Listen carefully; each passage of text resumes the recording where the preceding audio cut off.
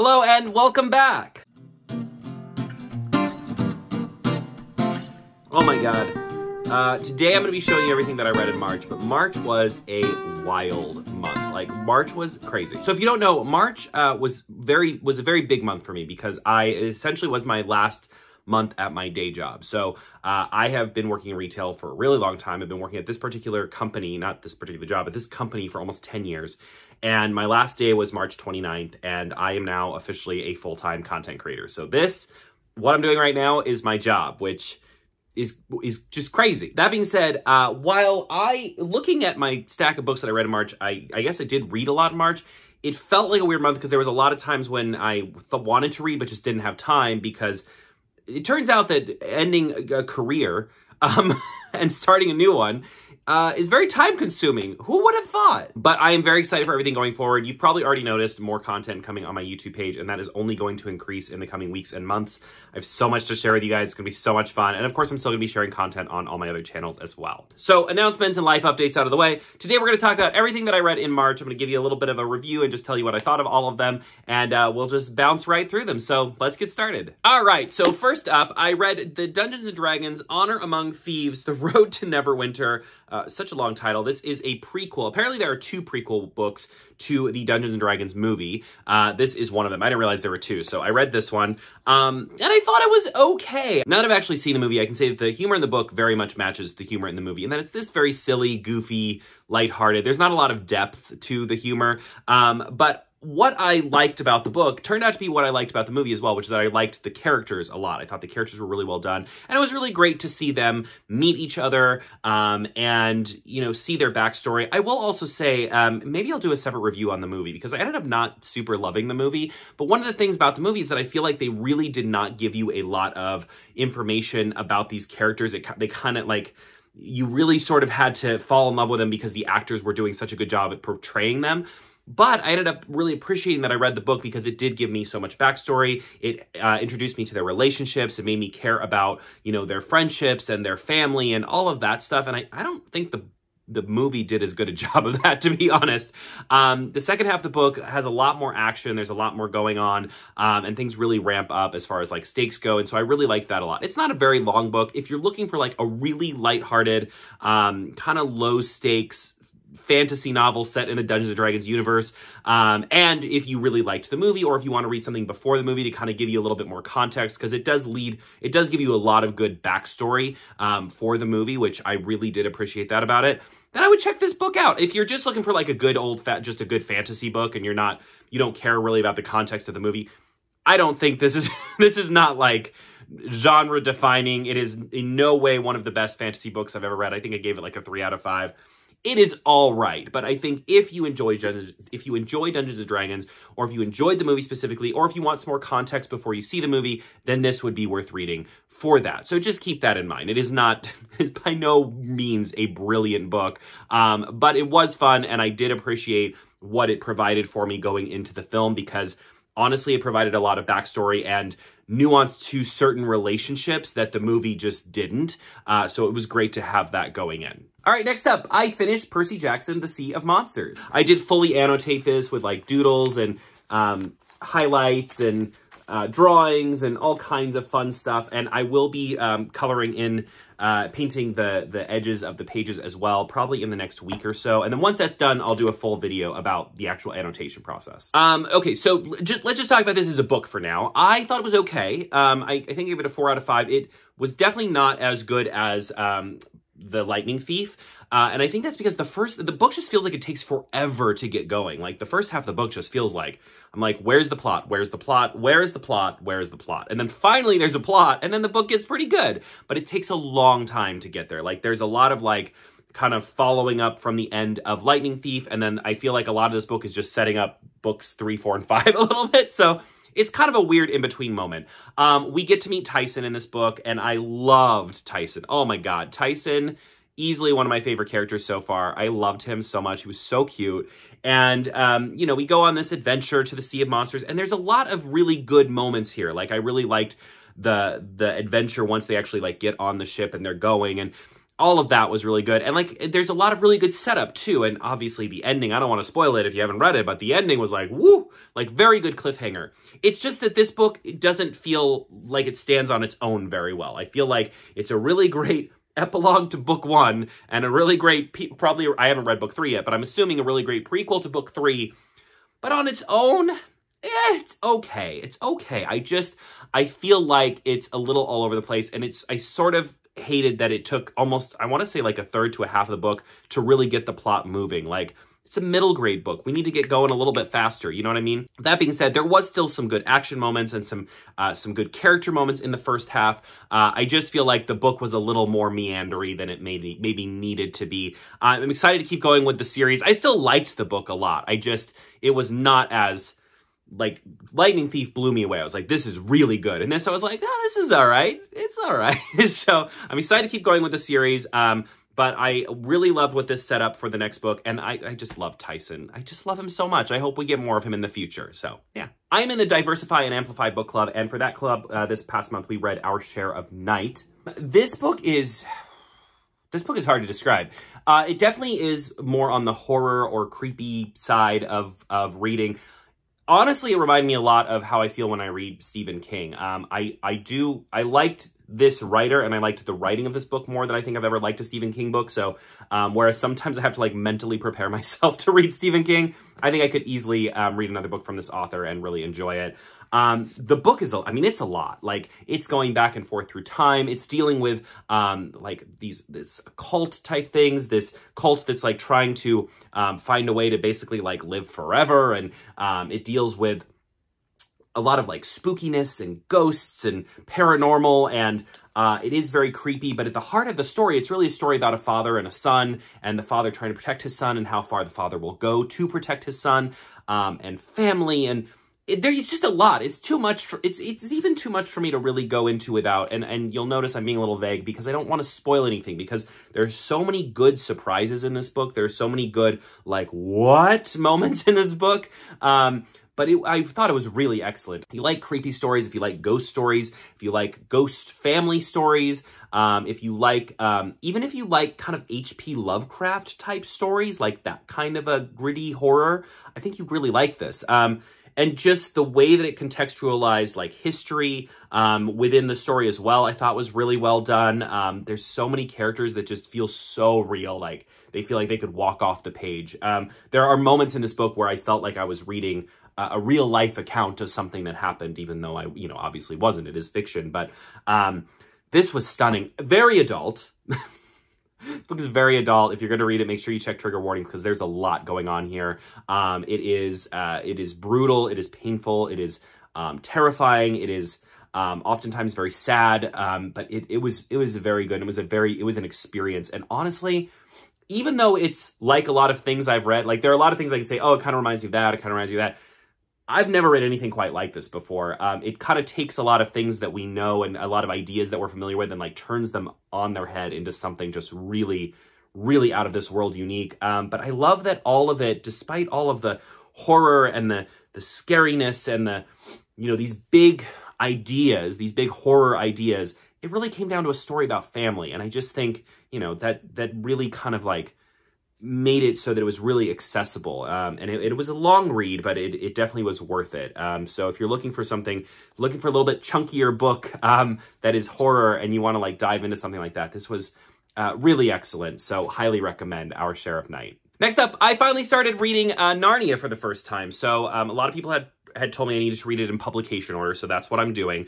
I started with The Lion, the Witch, and the Wardrobe. Yeah, I mean, I think this is... I feel like I have slightly mixed feelings. I do kind of wish I'd read this at a younger age, because it does definitely feel geared towards a younger audience.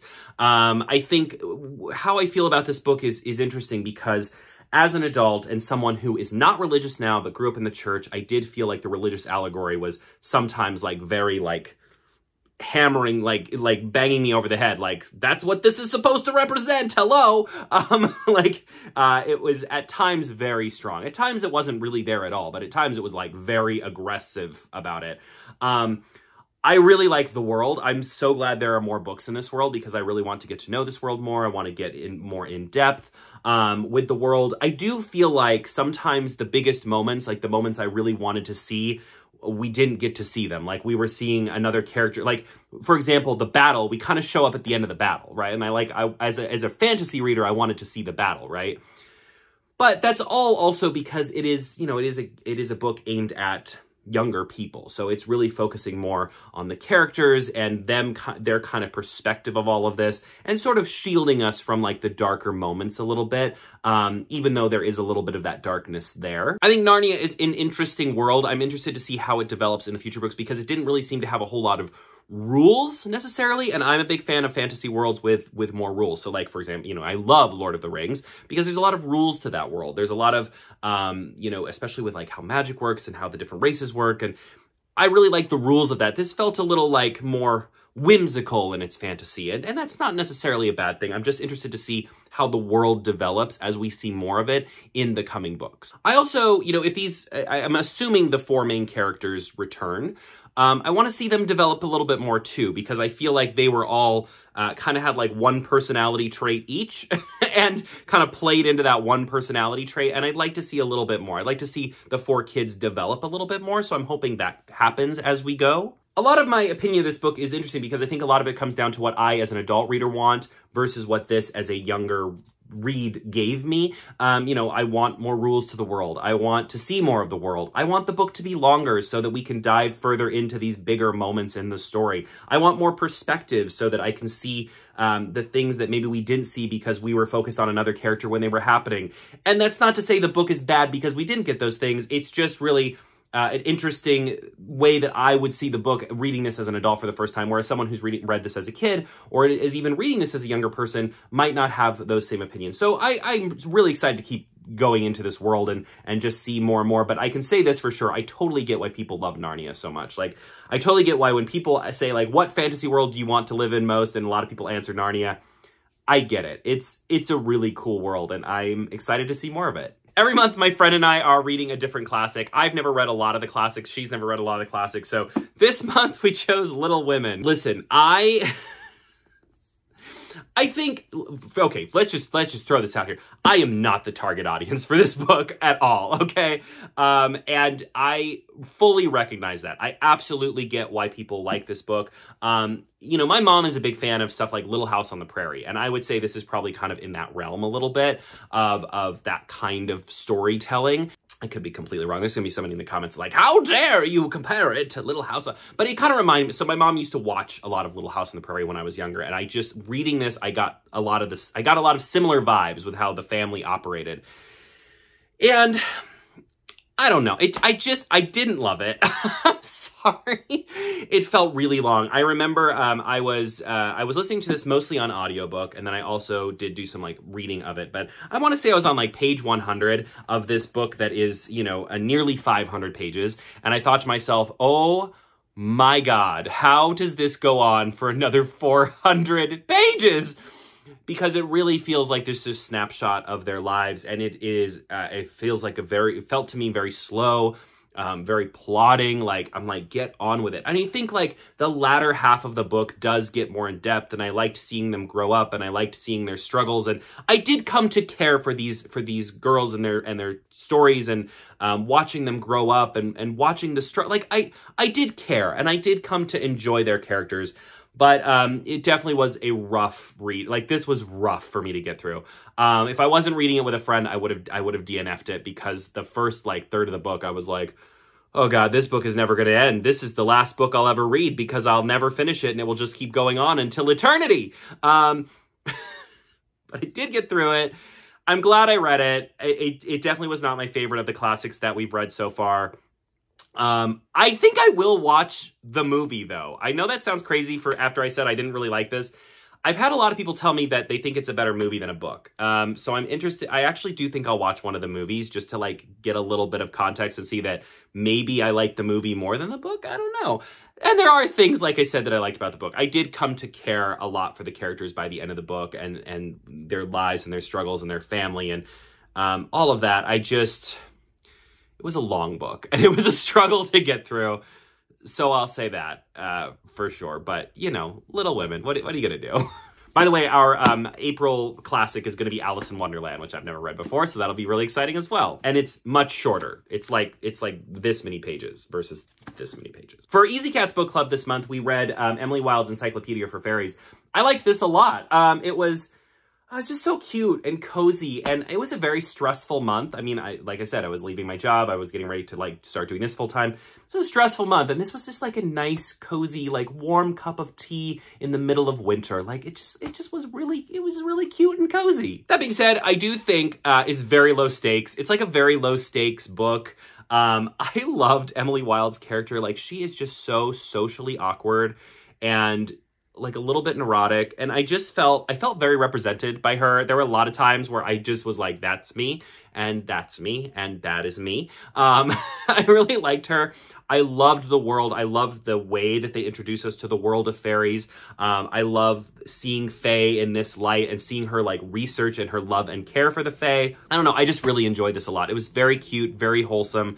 Very cozy. If you're looking for like cozy fantasy, I thought this was great. This is the kind of book that, like I said, you make a warm cup of tea, you sit by the fire, you sip, you read. It just had all of those vibes to it. Not a super exciting book, not an action-packed book, not a like, wow, it blew me away book, right? But it just was like a very like warm, cozy book. And I think sometimes we need a little bit of that. So I really enjoyed Emily Wilde's Encyclopedia for Fairies. It was delightful. All right, one more book club book. I read The Rage of Dragons by Evan Winter for the Fantasy and Friends book club this month. I've been wanting to read this for a while, so I was so excited that it got chosen and finally got to read it. And let me tell you, it did not disappoint. This book was awesome. I will say this is like this is high fantasy. It's very dark, gritty, like Game of Thrones, violent kind of fantasy. I just spit when I said violent. That's how violent it was. It was that kind of fantasy, like manly men fighting and getting into brawls, and I really liked it though.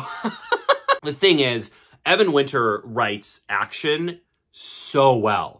And normally, I don't know if I normally love when there's just like action scene after fight scene after action scene in a book, because I feel like it can get a little repetitive. And let's be honest, a lot of authors just don't write action very well. They write everything else really well. There's some authors that I can think of that write character and plot and, you know, they write everything so well except action. But Evan Winter writes action well, and he knows it, which is why he just like tons and tons and tons of action. And it was all really visceral and really intense. Like think of those most like, you know, like breathtaking moments of Game of Thrones where you're like what's gonna happen? I gotta look. I can't look, but I'm gonna look. That is what this book feels like 90% of the time. And the ending, oh my God, I'm not gonna spoil it, but the ending, whoo, what? I mean, this book was really cool. Definitely an adult fantasy, like very adult, but oh my God, like if you're looking for something in that dark fantasy vibes, like I said, I keep saying Game of Thrones, but that's really the thing that I think most people are going to recognize as far as kind of the vibes of this book. But just, I really liked the character. It's a story of revenge. It's a story of vengeance and what that does to a person and how far they'll go to get revenge, how much they'll put on the line to you know, take their revenge. And I don't know, it just, it hit all the right notes. It was exactly what it was advertised to be. And it was a thrilling ride. So I really liked Rage of Dragons a lot. I only read one manga this month. Can you believe that? But I wanted to talk about it because I really enjoyed it. So that was Alice in Borderland. I read the first volume. We're going to be watching the show at some point. I picked up volume 2. I'll be reading that this month. But this is, I guess it's like an isekai, right? Like the characters get sucked into another world, and there they have to compete in these games to basically like earn points to stay alive longer, and these games are just awful. If you like stuff like Squid Game, it's very Squid Game-ish. It's kind of like Squid Game meets Jumanji, kind of. The art in this is so good. The action is thrilling. It's like nail-biting action. You're like, ooh, what's gonna happen? What's gonna happen? What's gonna happen? I can't wait to watch the show because I feel like this probably translates really, really well to a show. but this was just great. It's just very fast paced. It raised a lot of questions. There's a lot of mystery. It's got some really interesting rules as far as how the game is played. There are just so many moments where I'm like, the characters are not going to make it out of this alive. And then when they do survive, you're just like, oh, like, I don't know. It's like, it's haunting and it's disturbing and it's kind of messed up. Definitely a manga for adults for sure. But it was really good. I mean, I flew through it. Like, this is a big, it's an oversized manga, and I just from the moment I started reading, I couldn't put it down. I was just like, I have to know what happens. I have to know what happens. I have to know what happens. I finished it and I like sat it down, ordered the second book because I was like, I have to know what happens next. It's really good and it's really fast paced, and I can't wait to check out the show and get further into the story because this was phenomenal. You know why March might have been stressful? It might have been because I read so many stressful books. Like, Rage of Dragons was stressful, Our Share of Night was stressful, Alice in Borderland was stressful, and I read Thunderhead, the second book in this arc of Scythe, and this was so stressful. Oh my god! So I think it was last month I read Scythe, and I kind of talked about how people have been telling me I need to read Scythe for a long time and how good it is, and I've been like, yeah, I'll get to it. And finally I read it and I was like, whoa, this is so good. But Thunderhead takes it to like another level. Like, this book was like, oh my god, the twist in this book, I audibly gasped at one point because I just couldn't believe what had happened. I was like, ah! And again, I've said this multiple times in this video, but the ending, oh my god, are you kidding me? Oh god, this book, I am still thinking about, like, I finished this book a couple weeks ago. I still am thinking about it every single day. Like, I'll just be sitting there thinking about nothing, and like moments in this book will pop into my head and I'll be like, that was wild. But like, we're continuing to follow these two main characters and sort of how they're trying to shape the world of the Scythes, and how they are, you know, working to kind of dismantle these systems that are starting to, there's like different sides are starting to like take different opinions as to how Scythes should operate in the world. And it's just, the politics of it are done really well. The way that it, you know, deals with humanity and what humanity wants, and like the flaws in humanity and the flaws in the Scythe system. It's all so good. Oh my god. And the ending is just one of the best climaxes to a book I've read in a long time. Oh god, I bought the Toll. I'm in the third book. I'll be reading it in April. I'm excited and terrified to finish this trilogy because this was insanely good, and I am really curious and sort of worried to see how it ends, so we'll see. I read 2 books for the Trans Rights Readathon, which took place mostly on TikTok this month, but I saw some of it on Instagram as well. Maybe it took place on BookTube, but I didn't really see a lot of it here. Essentially, people were reading books and raising money for trans charities. It was a decentralized readathon, so different people were reading, you know, people participated in different ways, which was super cool. And I don't know what the final tally was, but I know that a lot of money was raised for trans charities. I did not have the bandwidth. So this readathon was happening the last week of March, which was my last week in my job. I did not have the bandwidth to like make my own fundraiser. So I was essentially reading books and then just like donating to various people's fundraisers. Like, anytime I came across somebody that had a fundraiser, I would donate to it. So I just donated to a whole bunch of fundraisers, which was really cool. And I participated in the way that I was able to for that moment. But I also read 2 trans books, and I really loved both of them. So I want to tell you about both of them. So first up was The Wicked Bargain. This is like a pirate story with a trans main character, and a trans non-binary main character. And I really liked this. This very much, so this has some really cool Latin representation, and I feel like even the author, I think, mentions in the author's note that we don't get to see a whole lot of Latin pirates in pirate stories, so that was really cool. I think if you like stuff like Cemetery Boys, really if you like anything by Aidan Thomas, I think you would love The Wicked Bargain, not only because it's trans, but also because of that Latin representation that we're getting. I really liked Mar, the main character, a lot. I just thought they had just a really interesting story. I thought the way that their story progressed and the way that their magic and their abilities progressed was really cool. I think that their relationship with the other characters was really interesting. This book kind of made me realize that I should read more pirate books, because I think I really like pirate books and I just don't read a lot of them. But it just was like really well done. It was like kind of, you know, if you like stuff like Pirates of the Caribbean, obviously I think this was a little bit more young adult. And I think this is weird to say, but I think it was a little more serious than Pirates of the Caribbean. Like, it took itself a little more seriously, but I mean that in a good way. Like, Pirates of the Caribbean, I really like that franchise, but it's a little goofy silly at sometimes, right?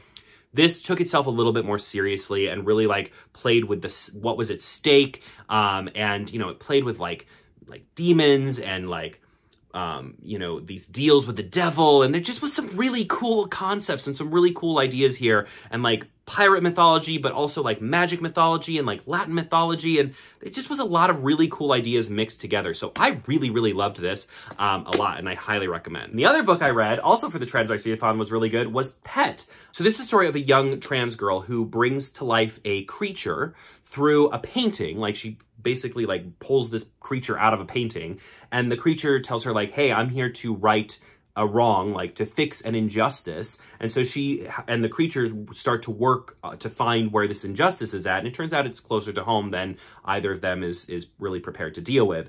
It's a very short book. You can read it in a sitting if you want, or like in an afternoon. But it's haunting, and it really deals with humanity and people, and you know what happens when we don't listen, right? Like what happens, especially when adults don't listen to younger people when they're trying to say, hey, there's a problem. Something is going on that shouldn't be.